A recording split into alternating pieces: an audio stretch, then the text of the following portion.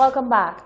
On Sunday, the 29th of March, information put out by the Pan American Health Organization, PAHO, made waves on social media and caused quite a ruckus, with many people questioning the credibility of local authorities.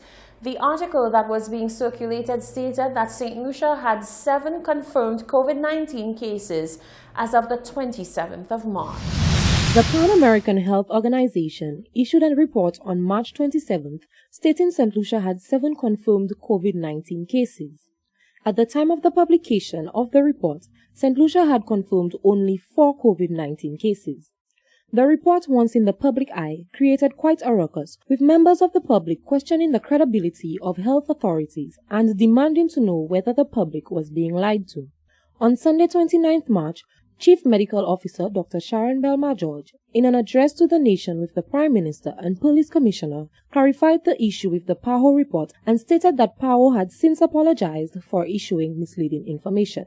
Yes, this morning, Sunday, March 29th, it was brought to our attention of a PAHO report dated March 26th or 27th, which indicated that we had a total of 7 cases, and on that date we had a total of 3 cases.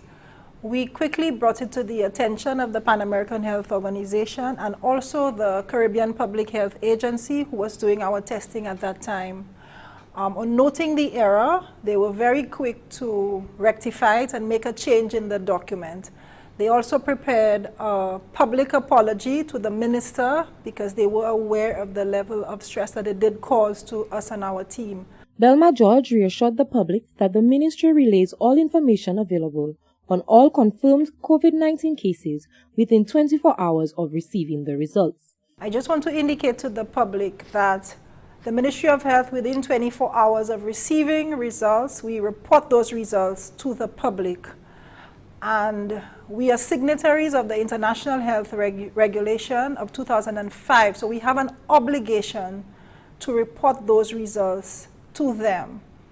We ensure that the public are aware, because it is important that the public knows how, especially for COVID-19, how we progress on a daily basis. So as we have done from our first case up to this point in our 9th case, we ensure within 24 hours we report the cases that we note, and we intend to continue reporting to the public in a timely manner. As of Sunday 29th March, St. Lucia has recorded 9 confirmed cases of COVID-19 and has confirmed in-country transmission of the virus. Reporting for Hot 7 News, I am Genevieve Gonzalez. In this Have Your Say segment, members of the public are weighing in on the new measures announced by Prime Minister Alan Shasney to address the COVID-19 crisis, in particular in-country transmission of the virus. I have no problem with the new curfew. I mean, the only reason I'm out is just because I had to come to my restaurant to feed my fishes and, you know, get a few provisions. I'm staying away from the supermarkets.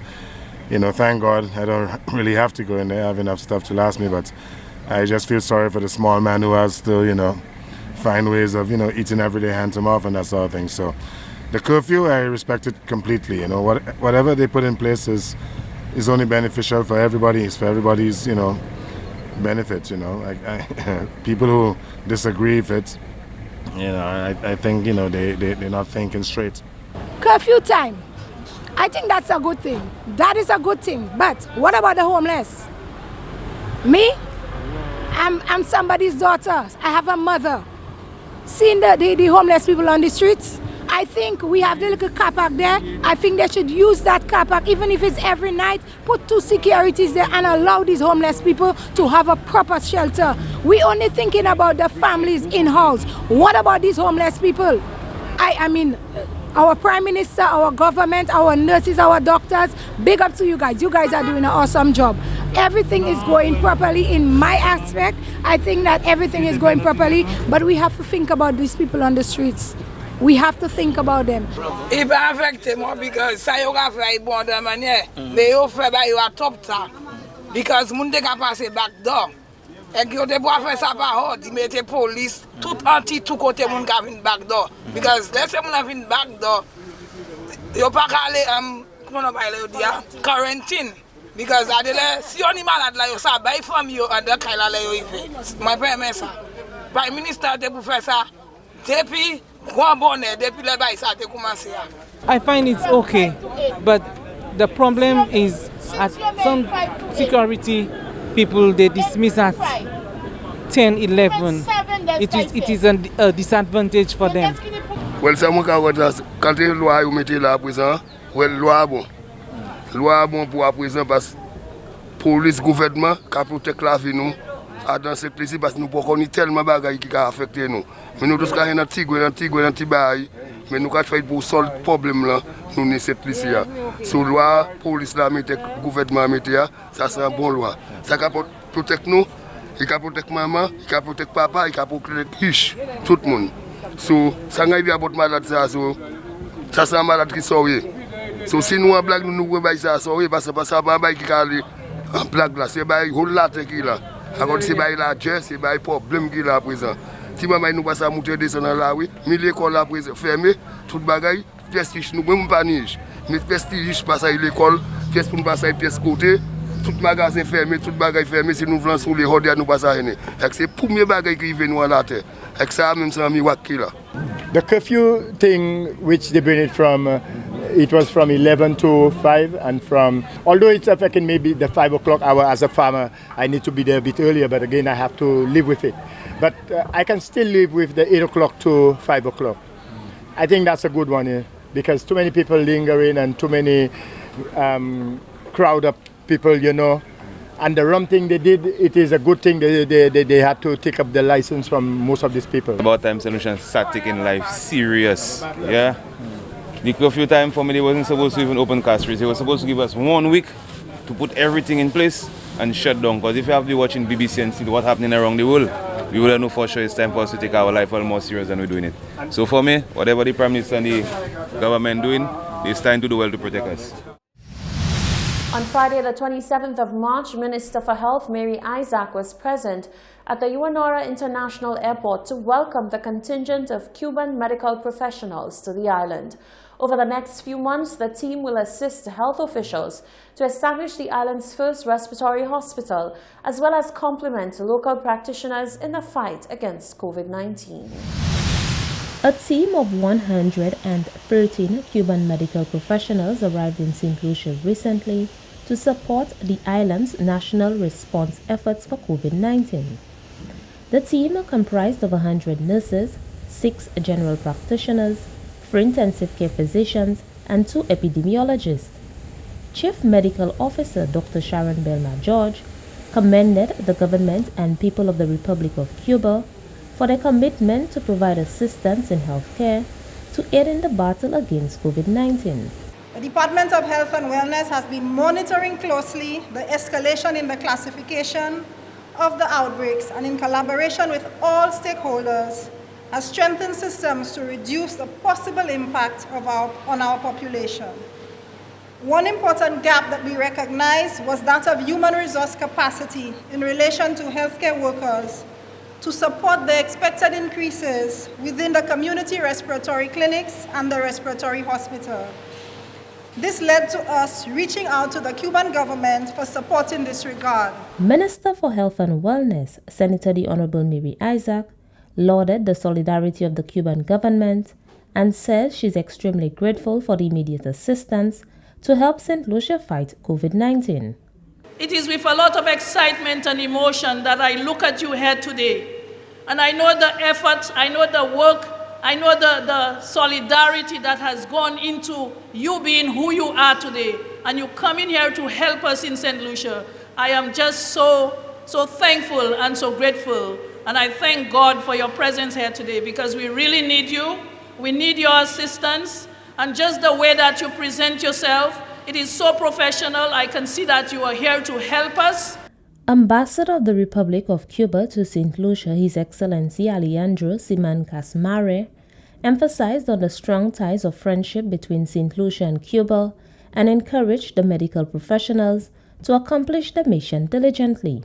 Today we are proud and honored to receive this group made of doctors, nurses, biomedical engineers. They have come from different provinces of Cuba. As you can see, they belong to different generations. Some of them have more experience some of them less. Most of them are women, which is good. But all of them, they have in common the commitment to work together with the government and the people of the sister island of St. Lucia in the fight against the coronavirus pandemic. The discipline, determination, and organization that each of these health professionals showed, the speed and the complete disposition in which they responded to this call, they made it possible for them to arrive in St. Lucia in such a short period of time. The Cuban medical professionals are currently undergoing quarantine for 14 days before commencement of duties. Reporting from the Communications Unit of the Ministry of Health and Wellness, I am Fina Neptune. As the COVID-19 situation continues to develop throughout the region, several countries are beefing up response and mitigation efforts. Shaka Wooding provides an update on how things are unfolding. All tourism-reliant nations in the region have to date closed their borders to visitors and are extending on local restrictions to halt the spread of COVID-19. Most recently, Governor General of St. Kitts and Nevis, Sir Tapley Seaton, has declared a state of emergency within which residents are subject to a 7 p.m. to 5 a.m. curfew for the next 14 days. 7 cases of COVID-19 have been recorded in this territory. Amongst these is the region's youngest COVID-19 patient at 10 months old. On Saturday, March 28, 2020, St. Kitts and Nevis recorded 5 additional cases of COVID-19. This brings the total number of confirmed cases to 7. The patients are 3 females and 2 males, who are all citizens of St. Kitts and Nevis. The female patients are aged 10 months, 24 years, and 36 years, while the 2 male patients are 29 and 39 years respectively. All 5 of these cases are travel-related, meaning that the cases were imported into the Federation. More stringent measures are being observed in Barbados, as Prime Minister Mia Mottley has issued an emergency order placing residents on a 24-hour curfew following a spike in COVID-19 cases to 33. Mottley has advised that international visitors on the island should be prepared to stay for an indefinite period of time. Meanwhile, both Trinidad and St. Lucia have now recorded cases of local transmission. This brings figures to 82 cases in Trinidad and 9 cases recorded in St. Lucia. Dominica has recorded 11 cases and is currently under lockdown conditions. For Hot 7 News, I am Shaka Wooding. This is the Hot 7 TV Nightly News. When we return, sports and the weather.